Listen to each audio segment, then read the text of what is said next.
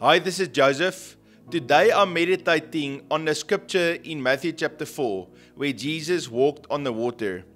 And I felt that the Lord is giving to us a very clear word today. He is saying to us, this is time to step out of the boat. Step out, take that step of faith.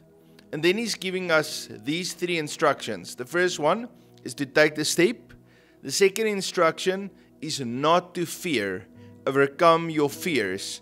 And then number 3, keep your eyes on Jesus. That's the 3 things that I believe the Lord is releasing to us. And then He's giving us a promise. He says, I'm holding my hand out to you, and even if you would fall, I'm ready to take hold of you and to save you.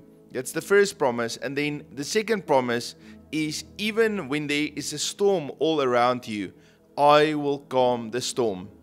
Now, when I was praying about it and I'm meditating about the scripture, I felt that the Lord is saying to us as a community, as people listening to this word today, He says, you have entered into a stepping out of the boat season. I'm releasing plans, I'm releasing opportunities, I'm releasing resources and insight and vision to you, but now you have to take what I've given and step out of the boat in faith. This is a time of getting out of that comfort zone into action and trusting me. You know, we take that step of obedience in obedience to the prompting that the Lord gives. The Holy Spirit says to us, yes, I'm with you, but now's the time to take that step of faith. And even as we do it, the Lord will release the miracle, He will release the opportunity and the breakthrough to us. And so I want to encourage you, even today, say to the Lord, Lord, I'm ready to hear your voice, to receive that vision, and then to take a step of faith, a bold step of faith. In Matthew chapter 14 verse 29 we read, so He said, come. And when Peter had come down out of the boat, he walked on the water to go to Jesus. Jesus knows your future. He knows the plan that He has for you. And that's why you can say with confidence, get out of that boat, take that step of faith. But our challenge is to overcome our fears, because many times in life we make decisions, we take a step, and then we falter. And we don't want to fail. We don't want to make a mistake, and that's why we fear. Maybe we feel, I might lose something. I might get rejected. I don't know if I will be able to do it. I don't feel I can do it. But the Lord says, I'm with you. I'm loving you. I'm pouring my love on you.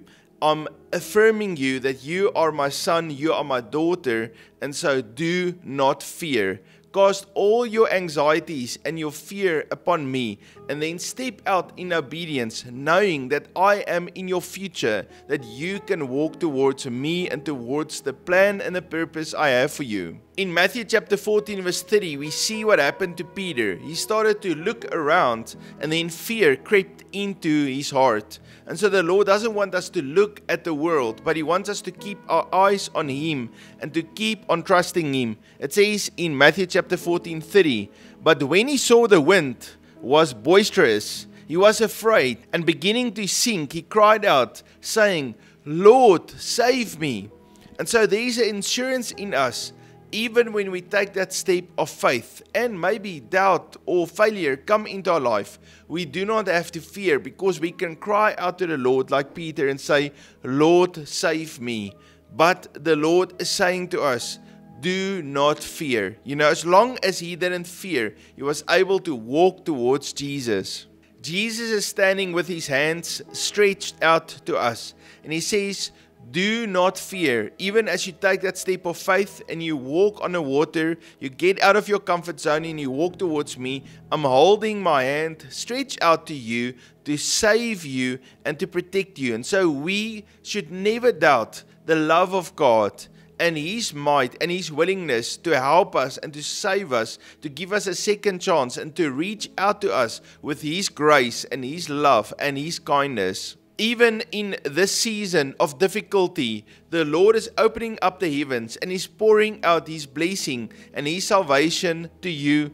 In Matthew chapter 14:31, and immediately Jesus stretched out His hand and caught him and said to him, "O you of little faith, why did you doubt?"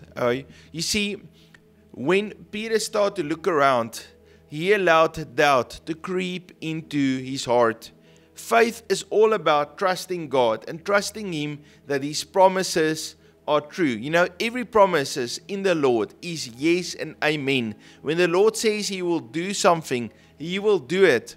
He requires us to work with Him and to be obedient to Him, but He will perform His promises. He is a good God. He's almighty. He doesn't sway to the left or the right, but He is steadfast, and we can put our trust in Him. He is our shield. He covers us. He protects us. And He's got a wonderful purpose for us. So He will lead us, train us, and provide for us whatever we need so that we can fulfill our purpose. And so when we get into trouble, when we feel like falling, we can stretch our hand out to Him and He will save us. But we have to keep our trust in Him. I hear the Lord saying to us, keep your eyes on me. As we keep our eyes on Him, then we will love Him, we will adore Him, we will be transformed to be more like Him, and we will walk into the future He has for us. I just want to read to you again that verse 29. So He said, come, and when Peter had come out of the boat, he walked on the water to go to Jesus. Wow, Peter walked on water. And that's in the scriptures, inspired by the Holy Spirit. And there's a reason why that's in the scripture. Because the Lord also wants us to walk on water. God is greater than your limitations. You might feel, but it's not possible for a human to walk on water. And the answer is absolutely, it's not possible. But it's possible for Him. And so when we are with Him, when we obey the commands that He gives to us, then His provision and His power will supersede the natural laws. He will supernaturally provide for us. He will call us unto Himself. And even when we find ourselves in a storm, He has the power to calm the storm in our lives. It says in verse 32, and when I got into the boat, the wind ceased. You see, when the Lord gets involved in our lives and we call on Him, we say, Lord, get involved. We want to serve and honor You. We keep our eyes on You. He will cause that storm to cease, and You will bring His everlasting peace and His favor and His provision into the boat with us. This last few days I've been meditating on the idea that Jesus is the Prince of Peace.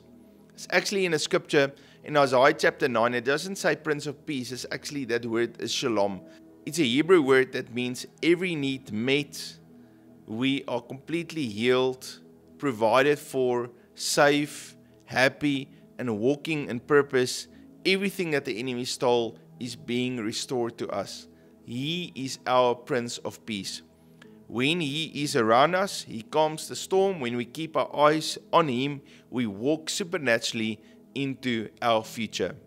The Lord loves you very, very much. And so it takes courage to take a step of faith. And I want to encourage you, look at that vision and then just declare, Lord, this is the vision that You give to me. And based on this, I'm going to take that step of faith. I'm going to come to You. I'm going to walk towards You with my faith in You towards the future You have for me. The Lord loves you. I love you very much.